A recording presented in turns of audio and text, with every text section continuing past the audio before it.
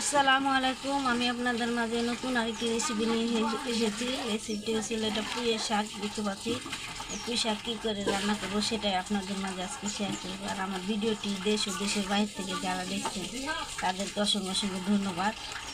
আর দেখবেন এখন রমজান মাস, একটু শাক না হলে হয় না। এটা গাছের টাটকা শাক, আমরা কেটে এরকম বড় বড় করে একটু কেটে নিয়েছি, আর সাথে ডাঁটাও দিয়ে দিছি। ডাঁটার সাথে কেটে ধুয়ে পরিষ্কার করে নিয়েছি। এখন চুলাতে বসিয়ে দেবো। পরে বসে দিয়েছি, পরে আমরা শাকগুলো দেবো। পুঁই শাক,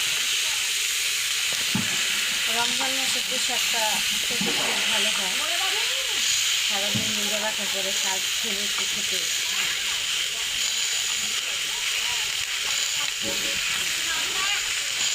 লবণ দিয়ে দেবো।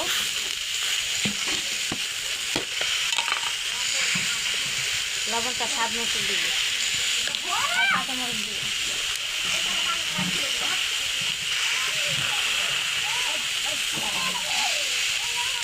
কাঁচামরিচ দেবো দিয়ে এখন ঢাকা দিয়ে দেবো। শাকটা সিদ্ধ করতে দিয়েছি, সিদ্ধ হয়ে গেছে। সিদ্ধ হয়ে গেছে আর পানিটাও মরে গেছে, ডাটাটা সিদ্ধ হয়েছে। এখন আমরা তেল দিয়ে দিয়েছি, দিয়ে এখন রসুন দিয়ে দেবো। আগে প্রথমে রসুনটা একটু ভাজা হলে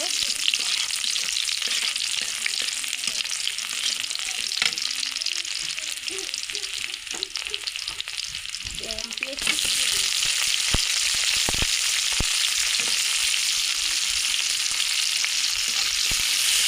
নাড়া দেবো,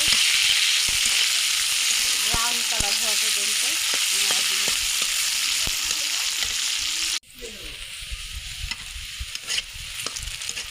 পেঁয়াজটা একটু ভাজা ভাজা হয়ে চলে গেছে।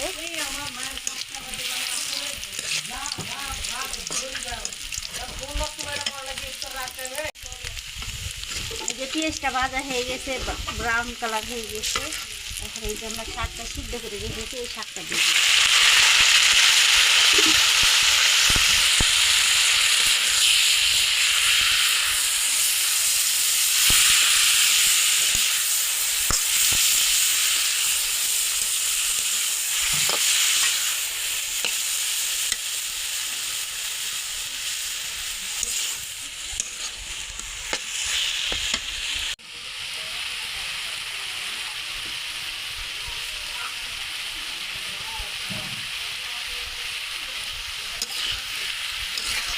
এখন পরিবেশন করব।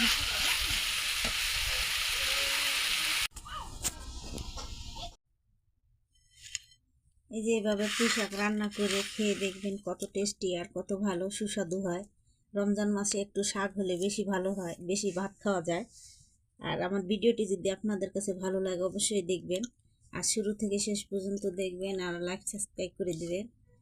আর একটি নতুন রেসিপি নিয়ে আপনাদের মাঝে আগামীকালকে আসবো। আল্লাহ হাফেজ।